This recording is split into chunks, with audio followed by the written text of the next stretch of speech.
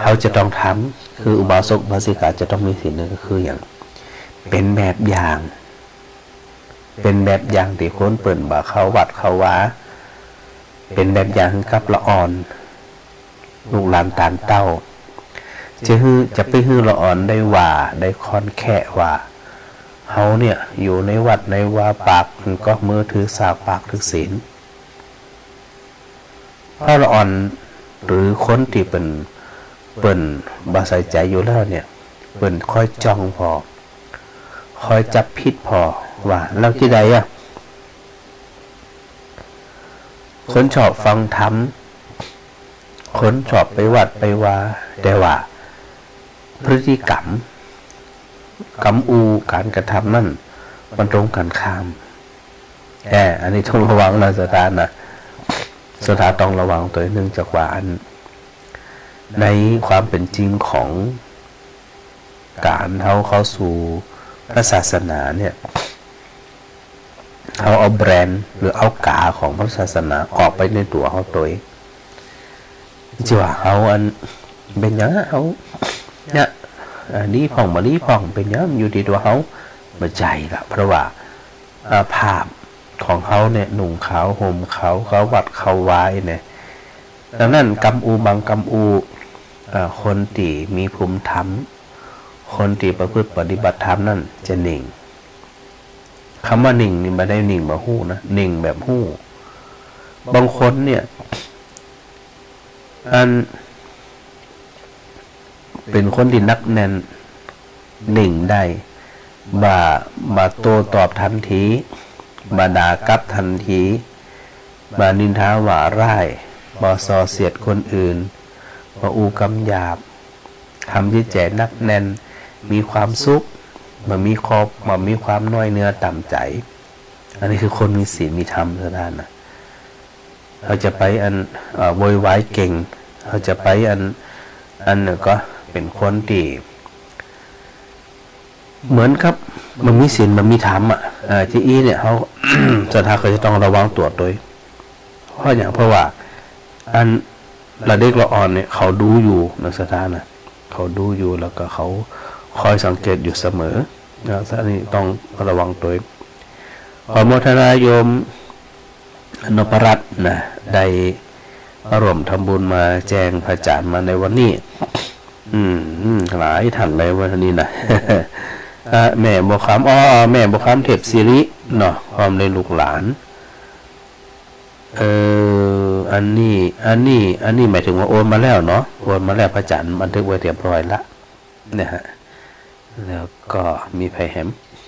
เดี๋ยวพระอาจารย์ลูกกั้มนะมีเพิ่มมานะสถานนะ มีเพิ่มมามีอันยมนพรัตน์ยมคนึงนิดแล้วก็นางสาวทานวรัตน์บุญมานะอันนี้เป็นอันร่วมสนับสนุนทุนการศึกษาพัฒนานิสิตวิทยาลัยสดนครลำปางจำนวน50 ทุน 1,000 บาทขออนุโมทนาเนาะแล้วก็ได้เลยนะอันนี้อาจารย์ถ้าจำนวน500ขึ้นเนี่ยทางเจ้าหน้าที่การเงินเปิ่นจะออกใบอนุโมทนาหึงเนาะอันนี้สบายใจได้ เปิ่นออกแน่นอนนะฮะแล้วก็ไผอันที่ได้ร่วมทำบุญจะได้ที่พระอาจารย์ได้อู้ไว้ตลอดว่าถ้าศรัทธาทำบุญ500 บาทขึ้นโดยปน้องว่าจะได้โดยระเบียบก็อันเขาจะออกใบโมทนาแต่ถ้าต่ำกว่านั้นพระอาจารย์ก็จะประกาศที่แต่ได้ฮับแน่นอนศรัทธานะได้ฮับตามที่ศรัทธาได้ทำมาแล้วก็ตามเจตนาที่หมู่เฮาปากันได้ทำมาโดยตลอดอยู่เนาะดังนั้นเนี่ยบอกว่าจะทำนักทำน้อยอย่างพระอาจารย์ได้อู้ไว้เสมออันนี้ในส่วนพอดีแวบเข้ามาในส่วนของการทำบุญตรงนี้ว่าเขามีความสะดวกจะได้เขาก็ทำจะศรัทธามีความพร้อมสะดวกนักพร้อมนักก็ทำตามกำลังที่เขามีได้เลยหรือว่าบางท่านอันมีกำลังน้อยก็ทำตามน้อยได้แต่ว่าขอเขาเนี่ยนะมีส่วนร่วมในการสนับสนุน การศึกษาของพระภิกษุสามเณรลูกหลานตานเต้าซึ่งก็คือว่าเป็นคนที่จะต้องมาดูแลพระศาสนาเพราะอย่างเพราะว่ามดหลุดของเขาไปเนี่ยละไผจะมาพอของเขาเป็นก่อนพออันเขาได้มีส่วนสนับสนุนนักผ่องในผ่องกำเป็นอย่างที่พระอาจารย์ได้ตั้งไว้ว่าอันทุนละ20 บาทเพื่อเปิดโอกาสหนึ่งเปิดโอกาสถึงสถานที่มีกำลังน้อยแต่ก็สามารถที่จะได้ทำตามกำลังของตัวเองในตัวแล้วก็แฮมส่วนหนึ่งที่พระอาจารย์มาเพื่อที่จะไปสอดคล้องอันกับวิสงนครลำปางที่เปิดมา20 ปีเนี่ยนะก็เลยถือเป็นโมเดลถือเป็นเครื่องอันในการระดมทุนในครั้งนี้ตัวเนี่ยก็เลยออกมาเป็นวานกองทุนละ20 บาทแล้วก็พระอาจารย์ตั้งไว้ที่ 84,000 กองทุนนะฮะซึ่งก็ได้บอกประกาศเชิญชวนสถาญาติโยมทั้งหลายเนาะใครมีความพร้อมใครมีความสะดวกบอกลูกบอกหลานตามกำลังได้สถาญาติโยมญาติพี่น้องหลายคนที่ได้บอกพระอาจารย์ว่าได้เชิญชวนได้บอกได้กล่าวคนนั้นคนนี้ซึ่งก็ทำมาโดยตลอดหลายท่านก็มีความสะดวกมีความพร้อมในการที่จะรวบทุนในครั้งนี้จะได้ก็ได้บอกประกาศบอกกล่าวเนาะสถาญาติโยมฝากได้ไปกระจายข่าวด้วยเพื่อที่จะให้อันกองทุนการศึกษาพัฒนาการศึกษาของนิสิตของเอาเยสงนครลำปางเนี่ยได้สำเร็จผลที่พระอาจารย์ที่ไหวนั่นนะ ก็เนี่ยคือเราทั้งหลายเนี่ยได้มีโอกาสได้มีส่วนในการที่จะช่วยเหลือกันทางใดทางหนึ่งเป็นกำลังอันนี้เป็นข้อที่2นะที่พระอาจารย์ที่ไว้ว่าอันความเป็นพุทธบริษัทเนาะความเป็นสถาญาติโยมเนี่ยก็จะต้องมีความพร้อมในเรื่องของรักษาศีลรักษาธรรมเป็นแบบอย่าง เหมือนว่าพุทธโมเดลนี่เนาะพุทธศาสนิกชนโมเดลนี่นะสถานใดประพฤติปฏิบัติและชื่นใจสุขใจอันนี้ก็คือข้อที่2ในส่วนของอันอุบาสกอุบาสิกาจะต้องมีด้วยส่วนข้อที่3อันนี้ก็น่าเป็นห่วงนะข้อที่3เนี่ยไม่ถือมงคลตื่นข่าวให้เชื่อเรื่องกรรมไม่ให้เชื่อสิ่งที่นอกเหนือจากกรรมอันนี้แต่ว่าได้อธิบายไปพอสมควรนะว่าอันการดีเขาทั้งหลายนั่น จะเข้าถึงพระพุทธศาสนาเนี่ยต้องเข้าถึงด้วยสติปัญญามันจะว่าเฮไหนเฮนั่นเพิ่นไปขุดต้นไม้ไหนไปขุดนั่นเพิ่นไปขอหวยไหนขอนั่นในทางพุทธศาสนาบ่มีนะสถานะ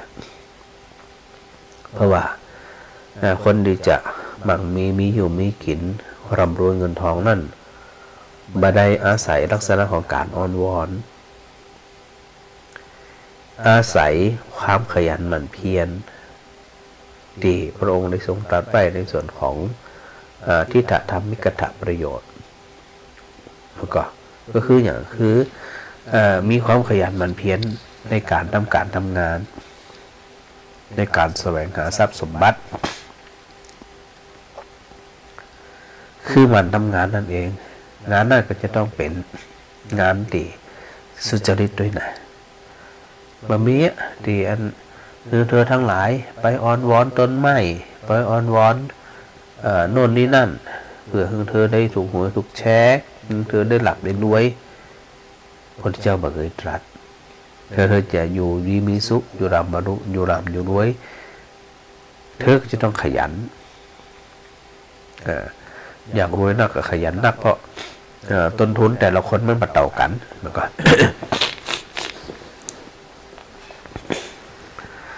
พอต้นทุนมาต่อกันเนี่ยเขาจะได้ว่าในชีวิตของเขาเนี่ยจะฮือร่ำฮือรวยได้หนึ่งมีความขยันหมั่นเพียรข้อที่สองครูจักรักษาทรัพย์สมบัติที่เขาหามาได้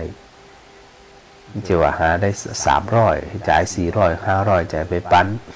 ยังไม่เหลืออย่างตีอันในกรณีที่แม่เป็นนิอุตะกี้ว่ามีการฆ่าตัวตายนั่นเนี่ยนะโดยเป็นหนี้นอกระบบเนี่ยจริงๆแล้วชีวิตของคนเขาเนี่ยนะถ้าอยู่คือมีความสุขเนี่ยอยู่บรรยากก็ได้นะเพราะว่ามีบาทเดียวก็สุขได้มี100เดียวก็สุขได้มี10,000ก็สุขได้ไม่ได้หมายถึงว่าเขาจะอยู่เฉพาะในส่วนของแค่1 บาทหรือ100 บาทหรือ1,000 บาทสันตุถีปรมังทนังที่พระพุทธเจ้าตรัสไว้คืออย่างคือคนที่มีความสันโดษนั่นถือว่าเป็นคนมีทรัพย์และมีทรัพย์อย่างยิ่งด้วยนะมันจะมีทรัพย์ปกติเหมือนคนทั่วไปคือจะได้อาสาคำว่าสันโดษแปลว่ามีความยินดีพอใจสุขใจในสิ่งที่เขามีอยู่แค่นั้นอ่ะและไม่ได้หมายถึงว่าสันโดษนี่นะไม่ได้หมายถึงว่าปอแค่นั้นไม่ใช่ต้องขยันมันเพี้ยนเพิ่มเพราะว่าเขาอยู่ไปใจไปมันก็มีอันหมดไปเนี่ยเจริญพรนี่ฟังวิทยุอยู่โอ้หายแซบตะกี้โทรมาหาพระอาจารย์หายแซบหับไปเกี่ยพระอาจารย์หับแล้วนะหายแซบตะกี้นะ080-495-0590จะได้กะโทรมาใหม่แล้วกันเนาะเราสะดวกแล้วกันดังนั้นเนี่ยความที่เขาต้องการที่จะเป็นคนมีความพร้อมมีความสมบูรณ์มีความบริบูรณ์นั่นอยู่แต่ตัวเขาว่ามีการอ่อนวอนมาถือมงคลตื่นข่าวมาเชื่อในสิ่งที่มันไร้สาระบางทีคนนั้นตักคนนี้ตักใจก็เขวไปเขวมาแล้วมันจะนักแน่นในจะใดมันนักแน่นสถานะนั่นในส่วนตัวนี้นะสถาก็ต้องมาระลึกว่าสิ่งทั้งหลายเหล่านั้นเนี่ยมันมีในพระพุทธศาสนาหรือไม่บางทีพากันออกนอกลู่นอกทางเขาเลิกเขาดึกเขาป่าเขาพงกันบางคนกูบักกับก็มีนะสถานะไปแบบรุดจากคันลองของพระพุทธศาสนาเจียมงคลตื่นข่าวเนี่ยที่ว่าบัถือมงคลตื่นข่าวก็คืออย่างที่พระพุทธเจ้าได้ตรัสในส่วนของลักกาลามสูตรนั่นเนี่ยอันนี้สถาก็จะต้องใส่ใจตัวว่า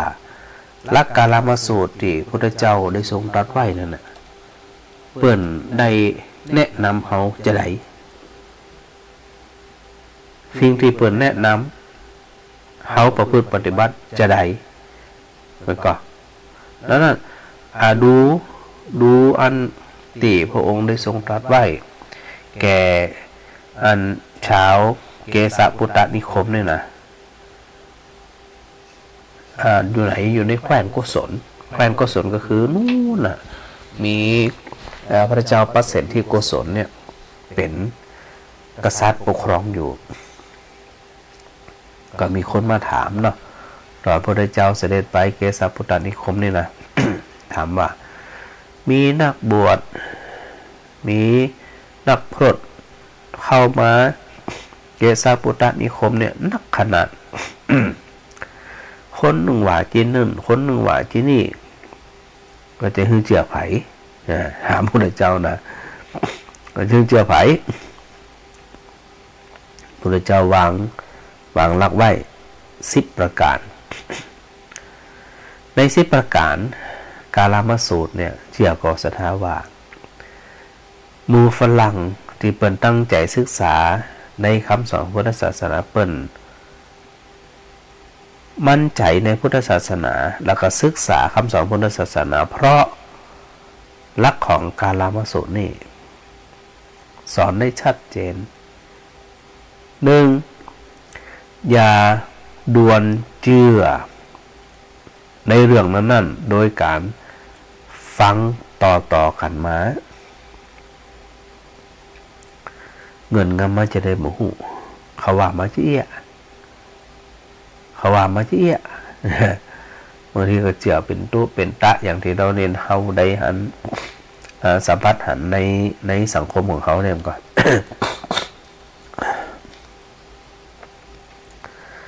อย่าโดนสรุปอย่าโดนเชื่อในสิ่งที่ฟังตามกันมาแล้วก็อย่าโดนปฏิเสธ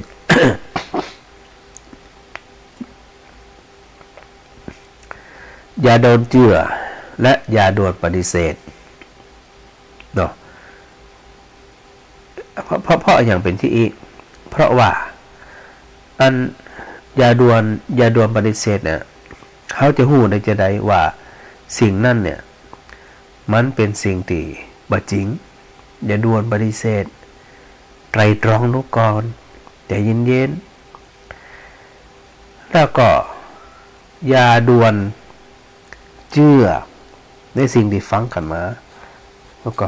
ต้นสายไปเห็นต้องจะหันต้องจะหูหรอจะไปเชื่อเตือเนี่ยเวลาเขาแปลในส่วนเนี่ยบอกว่าอย่าเชื่อมันน่าจะแปลแบบตัดบทอ่ะแล้วถ้าแปลแบบเข้าใจคืออย่าด่วนเชื่ออย่าไปสรุปเตือมันก็ตีอันฟังต่อกันมานี่นะอันนี้ข้อที่หนึ่งสถาอย่าไปลืมว่าตอนนี้เขากำลังเรื่องของ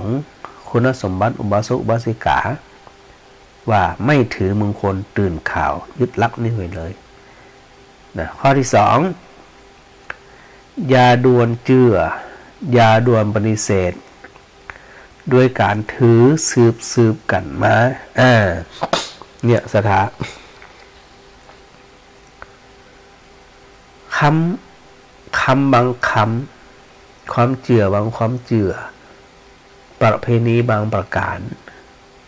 เขาก็ยึดถือกันจากสืบกันมาจากบรรพบุรุษอย่าโดนปฏิเสธว่ามันบดีและก็อย่าโดนเชื่ออย่าด่วนนำไปปฏิบัติเตื้อเพราะว่าสิ่งที่ปฏิบัติสืบกันมานั่นเชื่อสืบกันมานั่นอาจผิดก็ได้เพราะว่าสังคมมีการเปลี่ยนแปลงไปเปลี่ยนเป็นนักเลยทีเดียวประเพณีบางประเพณีต้องปรับพอสมควรเพื่อที่จะเนี่ยคือเฮาเนี่ยได้มีความถูกต้องได้เจริญพรแม่เทียนไม่สารเจ้านะพระอาจารย์เจ้าบานนาดูเนาะฮะเจ้ายายโทรหาพระอาจารย์โทรอ่ะยายว่าจะหอมที่กองทุนที่พระอาจารย์นะเจ้าโยมเมเทียนจะเอาอันทุนในการศึกษาที่พระอาจารย์นั้นจบปรเนี่ยเจ้ามจรมาจะร้อยบาทถูกนะเทียนจะหอมลอยนะพระอาจารย์เจ้าได้เลยตามสบายเอาสะดวกว่านั่นแหละพระอาจารย์แล้วมันผูกเมเทียนจะโอนให้ก็ได้เมเทียนมีแล้วพระอาจารย์จะส่งอันเดียวมันเทียนก็จะได้กะเดี๋ยวพระอาจารย์ส่งอันก็ส่งบัดเดี๋ยวนี้เลยในไลน์เนี่ยเจ้าในไลน์บัดเดี๋ยวนี้เลยเดี๋ยวพระอาจารย์ส่งบัดเดี๋ยวนี้นะอันนี้โทรมาในไลน์เนาะแต่ยายโทรไลน์มันถูกก็ได้ยายจะโอนให้นะจ๊ะมาได้ก็ได้เอาสะดวกกว่าเจ้าเดี๋ยวพระอาจารย์จะส่งไปในไลน์พออยู่กะทางวิทยุเนี่ยแล้วลองกดไลน์จะพอว่าได้ก็ลองมากดพอแล้วได้อยู่ก็จะหลายรอบ จารย์ก็ย้ายจะโทรไลน์ด้วยนะเจ้า เจ้ายินดีจะได้ก็ได้เจ้า ตามพี่น้องอาจารย์ ฮะได้กะจะได้ก็ได้เจ้า เจ้า สาธุ เป็นกำลังใจพระอาจารย์จะไปถึงว่าเจ้าอย่าเถียงนะบ่ค่อยได้โชว์เจ้าเพราะว่าตามโทรสารโทรไลน์นี่ไงเนาะ โทรลาง่ายเจ้าแอปเดียวน่ะได้กะเจ้าสาธุ สาธุเป็นกำลังใจให้นะเจ้า สา พระ ธุ อาจารย์ สาธุเจ้าโยมแม่เทียนบรรณาดูสาธุเจ้าเจ้าโทรในไลน์เดี๋ยวพระอาจารย์ดูอันแม่เทียนแม่เทียนแก้วหนองยางนะฮะเดี๋ยวพระอาจารย์นั้นส่งอันแล้วก็เบอร์อย่างนี้328 107แล้วก็9891อันนี้เป็นเบอร์อันบัญชีเนาะในส่วนของธนาคารก็คือ TTB นะ TTB ก็คือทหารไทยธนชาติเพราะเป็นควบรวมกิจการกันเนาะพระอาจารย์ส่งไปแล้วเด้อยมเทียนส่งอันในไลน์ ส่งในไลน์เอาสะดวกจะได้กว่ากันตามท่านนะข้อที่2ต่อไปเป็นข้อที่3ในข้อที่3นะอย่าด่วนสรุปเชื่อโดยการเล่าหรือคนส่วนใหญ่เขาเชื่อกันวันนี้คนส่วนใหญ่กับป้าเขาลกเขาพงกับมีนะมันก็เขาจะไปมั่นใจจะได้ว่าคนส่วนใหญ่บางทีอาจจะต้องการคือคนอื่นเนี่ยนะเขาเชื่อ เขามั่นใจในส่วนของคนมุมมากก็ไม่ได้หมายถึงว่ามีความถูกต้องเสมอไปมันก็เผลอๆเนี่ยคนที่มีจำนวนน้อยเนี่ยนะมีความคิดถูกต้องก็ได้แต่ไม่ได้หมายถึงว่าคนส่วนมากเนี่ยจะมีความคิดบ่ถูกต้องเสมอไปอาจจะมีความคิดที่ถูกต้องก็ได้ในหลักตรงนี้นะมันหมายความว่าอย่าด่วนเชื่ออย่าด่วนปฏิเสธว่าคนหมู่มากเขาเล่าลือกันจี้เขาว่ามาจี้เนี่ยตัวเองก็มันจะได้ยินกูคนเหรอได้ยินคนนั่นว่าคนนี้ว่าอันนี้อย่าด่วนสรุปเชื่อและอย่าด่วนปฏิเสธนี่เป็นวิทยาศาสตร์นะคำสอนพระพุทธเจ้าเนี่ยต่อไปอย่าเชื่อโดยการอ้างตำราอ้างคำพีเขาจะไปบอก ว่าอันมีคนมาบอกว่าเนี่ยในตำราเป็นว่าจี้ในหนังสือว่าจี้ในพระไตรปิฎกว่าจี้อย่าด่วนตราบใดที่เฮายังบ่ได้หาหูได้หันตราบใดที่เฮายังบ่ได้ประพฤติปฏิบัติด้วยตัวของเฮาเองแล้วเฮาจะหูจะได้ว่าที่เขาเขียนไว้ในตำราอ้างในตำราเขาว่าไว้ในส่วนของคัมภีร์ต่างๆนั่นอย่าด่วนสรุปศึกษาแล้วศึกษาแหมอ่านแล้วอ่านแหมแล้วนำมาปฏิบัติก่อนถ้าปฏิบัติแล้วเนี่ยมันบ่ถูกเอาปฏิเสธเลยแต่ถ้าปฏิบัติแล้วมันถูกต้องมันแม่นก่อยมีความเชื่อมีความมั่นใจแล้วก็สามารถที่จะเอาไปใช้ในชีวิตประจำวันได้มันก็ ต่อไป อย่าด่วนเชื่อเพราะตักกะเนี่ยตักกะว่าจะได้ตักกะก็เป็นการเปรียบเทียบเป็นการนำสิ่งนี้มาเทียบกับสิ่งโน้นอย่าด่วนเช่น คนก็มีหูควายก็มีหูควายเป็นสัตว์เดรัจฉานดังนั้นคนก็จะต้องเป็นสัตว์เดรัจฉานเพราะมีหูสองหูเหมือนกันอันนี้มันไปใจอย่างศรัทธาโดยตรรกะมันก็คนก็มีสองหูอ่ะควายสองหูอ่ะแล้วนั่นคนกับควายก็เหมือนกันมันไปใจอย่างมันก็โดยตรรกะเนี่ยนะหรือว่า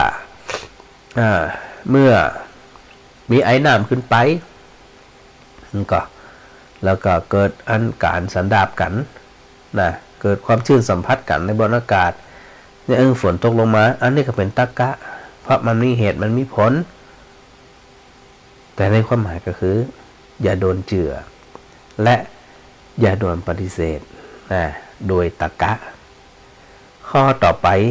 จะจบวันนี้อย่าโดนเจือเพราะการอนุมานเอาอย่างอีมันต้องเป็นอย่างอีเขาว่าแล้วเขาคิดแล้วนี่แหละนะเขาว่าแล้วเขาคิดแล้วมันเป็นที่อีมันพอที่อีนี่อนุมานเอามันเป็นอย่างนั้นนะมันเป็นอย่างนั้นนะอากาศร้อนๆที่อีฝนต้องตกเจียคัดเด้อไม่แน่อย่างที่บัดตกให้เป็นแล้วเป็นว่าฝนตกนั้นเพียงแค่ 5% 10% บัดตกซ้ำเนี่ยลงมาตาดเนี่ยยี่ได้ทีนี้แล้วก็มันลงมาตาดอนุมานการอนุมานบางสิ่งบางอย่างมันอนุมานจากความเข้าใจของเขาหรือว่าอันจากประสบการณ์ของเขาซึ่งเป็นประสบการณ์อาจจะบัถูกก็ได้หรอแล้วก็พอประสบการณ์บัถูกเนี่ยเขาจะอนุมานโดยตรงนั้นบ่ได้เจริญพรแม่แก้วจบรายการนี่ชอบยากินเย็นเด้อปากก็จะมีเสียงในห้องขนาดมีอย่างละแม่เดี๋ยวอันกินน้ำอุ่นก็โอเคละมันแต่อากาศนิดเดียวมีอย่างบ่เป็นวัดจะเดี๋ยวหายเข้าปากก็จะมีเสียงปากมีเสียงอีก็จำได้เงินนะ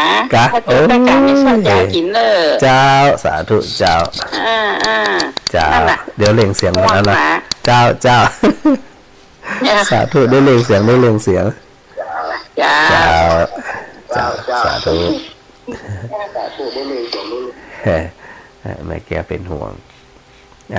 โดยปกติพระจันทร์ก็ค่อนข้างที่จะแข็งแรงนะสถานนะบ่เป็นยังง่ายๆแต่เนื่องจากว่าอย่างพระจันทร์วาตะกี้แวบเดียวกินน้ำเย็นเนื่องจากว่าอากาศร้อนกินน้ำเย็นเอาว่าต่อเอาจนจบนี่สักน้อยหนึ่งนะสถานนะวันนี้อาจจะออกก่อนรายการก็ได้เดี๋ยวบอกเจ้าหน้าที่ได้ปรับเพลงออกมาก่อนก็ได้เพราะว่าเป็นไปตามเหตุตามปัจจัยนะแต่มันต้องห่วงพระจันทร์มันมีอย่างแข็งแรงสถานแข็งแรงอยู่แล้วก็มันมีปัญหาอย่างอยู่แล้วเนาะก็อนุโมทนาขอบคุณอนุมานต่อไปอย่าด่วนสรุปเจือว่าอันลักษณะอาการที่มันต้องเป็นที่เนี่ยก็เขาว่าที่มันต้องเป็นที่แต่เพราะอย่างเรื่องเหล่านี้ข้าเคยหันมาแล้วเรื่องเหล่านี้ข้าเคยได้ยินมาแล้วนี่แหละเอาเรื่องนั่นมาใส่เรื่องนี้เอาว่ากันไปเนี่ยอย่าด่วนสรุปอย่าด่วนเชื่อใจเย็นๆนะบนห้องว่านะใจเย็นๆว่ามันเป็นไปได้มันเป็นไปมันน่าจะเป็นไปได้นะเนี่ยเห็นไหมมันต้องเป็นไปได้กะเอาวิคิดที่มันไปแน่นอนอย่างสดามันแน่นอนเพราะว่าเรื่องราวบางเรื่องราวเนี่ยมันมาเป็นไปตามตีเขาเคยได้ยินเพราะว่าเงื่อนไขมันเปลี่ยนไปเหตุปัจจัยมันเปลี่ยนไปอันเนี้ยเป็นสิ่งที่อันเฮาทั้งหลายเนี่ยก็จะต้องไตร่ตรองดีนะข้อต่อไปที่พระเจ้าได้ทรงเตือนไว้นั่นก็คืออย่างคือว่าอย่าด่วนเชื่ออย่าด่วนปฏิเสธว่ามันเข้ากับความคิดของเขาแล้วความคิดของเขาก็ยังตีวานะบางทีมันก็เหมือนตาบอดคำจ้าง ตาบอดค้ำจ้างครับตัดได้ก็เข้าใจว่าจ้างจะมีลักษณะเป็นจะอันเขาก็เหมือนกันนั้นจะได้นะเขาจะไปมั่นใจความคิดของเขาว่าถูกต้องเสมอไปเพราะประสบการณ์เหตุการณ์บางสิ่งบางอย่างมันเปลี่ยนแปลงไปเนี่ยเขาก็จะต้องชั่งใจทุกก่อนว่ามันเข้ากับ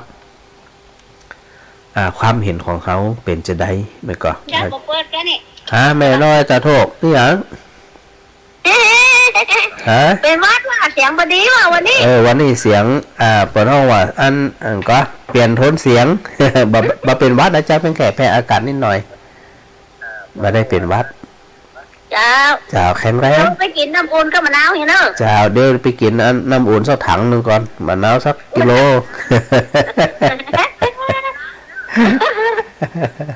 เผาตู้มาเร็วนี่ยังไปเผายังตู้โหยังไงนี่เผาหมดแล้วหรือเจ้าผลมรณภาพวัดโถมาได้ไปร่วมสักกรรมเจ้าไปเผาหมดกันมาได้ไปเผาสักกรรมเจ้าคนได้เผามาแล้วโอ้ดีละเป็นบุญเป็นกุศลด้วยเนาะโอเคเจ้าสาธุแม่น้อยเจ้าเป็นกำลังใจเด้อสาธุอันศรัทธาดีโทรมาตะกี้โทรมาใหม่ละกันนึงคือว่าอันตะกี้พระอาจารย์บัตรตันหับเนาะตึง0 ไป 0แล้วก็0 ไป 3นะที่โทรมาใหม่ตะกี้พระอาจารย์มาดันได้รับสักคำเอาละแม่ท้องสีน้องร้องฮัลโหลเจริญพรแม่ท้องสีท่านอาจารย์ท่านสาเจ้าเขาเจ้าท้องสีโอนเงินมาให้แล้วเนอะเจ้าโอนเงินมาให้แล้วเนี่ยโอนบัตรใดเนี่ยค่ะระเบียบเขียนโอเคโอนมาแล้วแม่ท้องสีมีถึง5เจ้ากันนะถูกต้องมีแม่ท้องสีสุยะใจแม่จันแดงฟันปั่นวงป่อสีบุตรแม่สีกุลตันธุระแม่มันก็ถูกก็แม่บุญเรืองทิพย์สีแม่บุญเรืองทิพย์สีแหละมีแล้วกับแม่จันเที่ยงโอเคแม่จันเที่ยงเลยนะดูเหมือนพระจันทร์ใส่ติงพระจันทร์ไปพิมพ์เจอแม่ถูกต้องแม่เที่ยงโนใจปิงเจ้าเรามี5ชื่อแล้วภายทำคนก็ไหมเจ้าระเบียบเขียนหนูเรามี5ชื่อมีหอยมคนก็บ้านน้องนี่ระเบียบโอนเลยเจ้า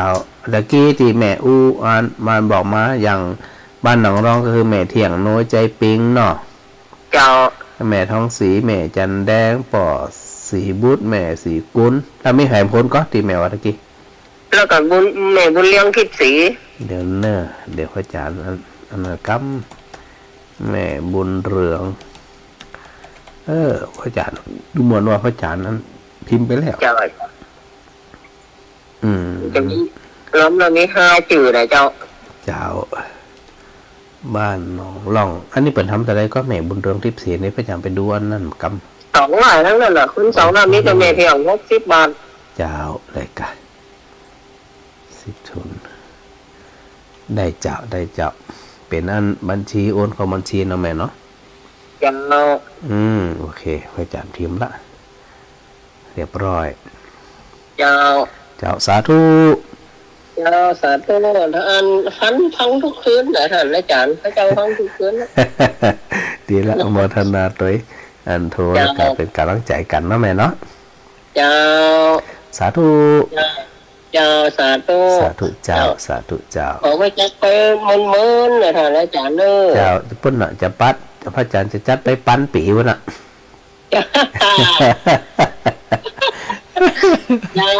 สาธุจัดไปเป็นปั้นปีวะน่ะอันนี้ก็สถานีโทรมาตะกี้โทรมาใหม่ก็แล้วกันเนาะนี่คือว่าพระอาจารย์นั้นบัตรได้ครับตะกี้นะ อันเรื่องตะกี้ก่อนที่ว่าอันการละมาสูตรลัก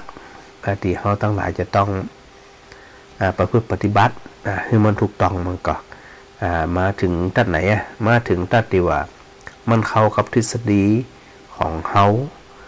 มันเข้ากับความคิดของเขานะหรือว่าเป็นไปตามอคติก็คือความลำเอียงของเขาเนี่ยนะเขาก็มักจะเข้าข้างตัวเองอยู่เสมออันเนี้ยอย่าด่วนสรุปอย่าด่วนเชื่อมีข้อต่อไปแหมสถานะอย่าด่วนเชื่อว่าคนอูน่าเชื่อถืออย่าด่วนสรุปเลยเพราะว่าจิตใจของคนเนี่ยมันเปลี่ยนแปลงใดอย่างที่บอกว่าจะได้อันระยะทางพิสูจน์มากการเวลาพิสูจน์คนที่บ่ได้อยู่ได้กันเนี่ยนะเขาจะไปทึกทักว่าคนนั่นเป็นเจ้าอันคนนี้เป็นจีอย่าด่วนสรุปเลยหรือบางทีเพียงแค่เขาเห็นแบบเดียวเนี่ยเขาก็อย่าสรุปว่าคนนี้มันต้องเป็นคนชนิดบันแน่นะมันจะเป็นไปเจ้าอันใดก็เติมเมื่อเขาเนี่ยอยู่ด้วยกันเมินโหนิสัยใจคอคนนั่นคนนี้ดังนั้นอย่าด่วนสรุปว่าคนอูเนี่ยเขาเชื่อทันทีอย่าเขามามั่นใจยกเว้นพระอรหันต์ที่เป็นอูความคำสัตย์คำจริงและก็เป็นประโยชน์แก่คนฟังโดยสถานเดียวอันนี้เป็นว่านะขนาดว่าคนฟังเนี่ยน่าจะถือพุทธเจ้าบอกว่าอย่าด่วนสรุปเตื้อจะไปเฮมาเนี่ยคนเนี่ยนะเป็นว่ามานะไปที่เอเนี่ยถูกหวยนะไปที่เอถูกแช่นะไปที่เอจะโจกนี้นะเนี่ยไม่โจกนี่จะได้ในเมื่อตัวเองมาสร้างเหตุมันก็ที่พระอาจารย์อุตกี้ว่าวิกฤตศรัทธาวิกฤตปัญญาของชาวพุทธเขาเนี่ยหรือว่าถึงขั้นวิกฤตเลยเพราะว่าเขาเอาความหวังไปฝากไว้ในสิ่งที่เขามองมาเห็นไปฝากไว้พูดผีปีศาจผีสางนางไม้เอาไปฝากไว้สัตว์เดรัจฉานมันก็ลูกงัวเกิดมาพี่โกงพี่การไปไวไปสาลูกหมาลูกแมวพี่โกงพี่การไปไวไปสาไอ้ที่ลูกคนเนี่ยเกิดมาพี่โกงพี่การเนี่ยไปไวไปสาไปขอศีลขอพรนะตั้งใจดีๆสถานะว่าเฮาเนี่ยเป็นเจ้าพุทธจะต้องเป็นเจ้าพุทธที่มีสติปัญญาโดยไม่ใช่ว่ามีศรัทธาสถานเดียวที่พระอาจารย์ได้ไว้วันก่อนพูดนะเนาะว่าศรัทธาเนี่ยมันกูกับปัญญา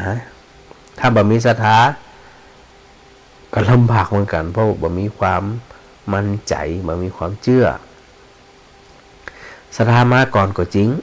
แต่ถ้าศรัทธามาเพียวๆมาอย่างเดียวเนี่ยนะมันจะนำไปสู่บนห้องว่าอันงมงายศรัทธามันงมงายได้นะสติปัญญาของเราแต่ละคนที่ศึกษาเราเรียนมาเนี่ยเอามาประกอบเป็นองค์ประกอบในการตัดสินใจ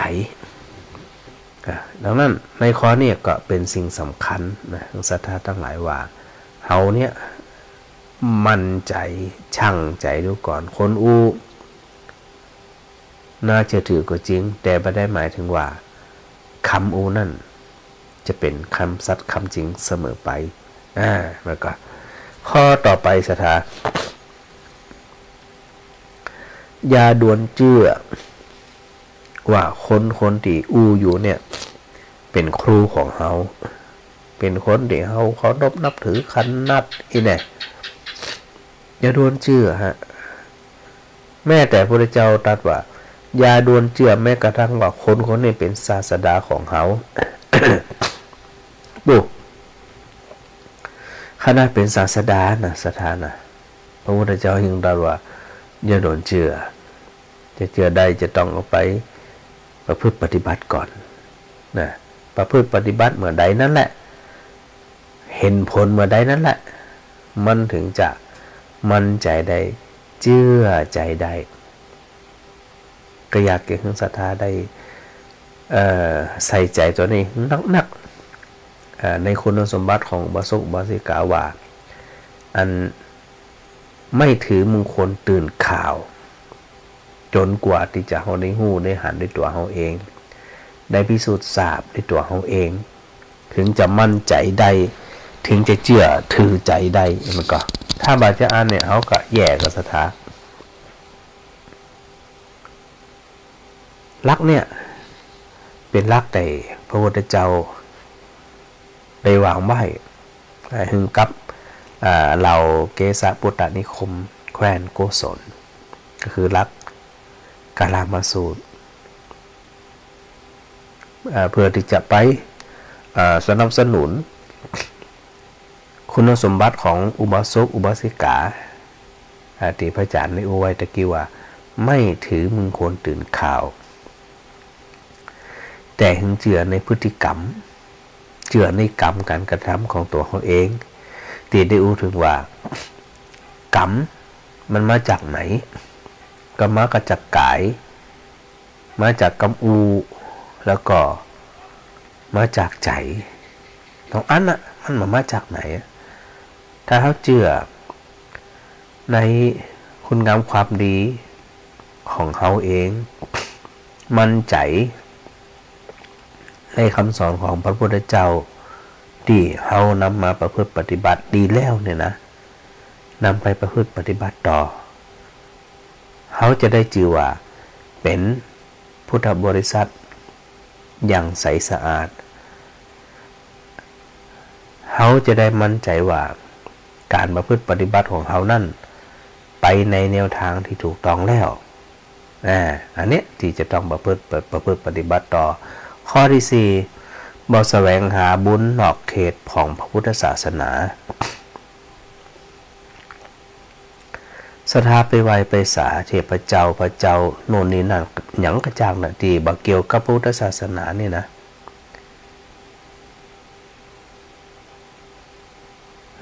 คือมั่นใจตัวเองจะอีว่าสิ่งทั้งหลายเหล่านี้เนี่ยมันเกี่ยวกับพระพุทธศาสนาหรือไม่เนี่ยพระพุทธเจ้าบอกไม่แสวงหาบุญนอกเขตของพระพุทธศาสนาแล้วก็แม่ท่ามเจริญพรเจ้าวันนี้ว่าเด็กกันเนาะ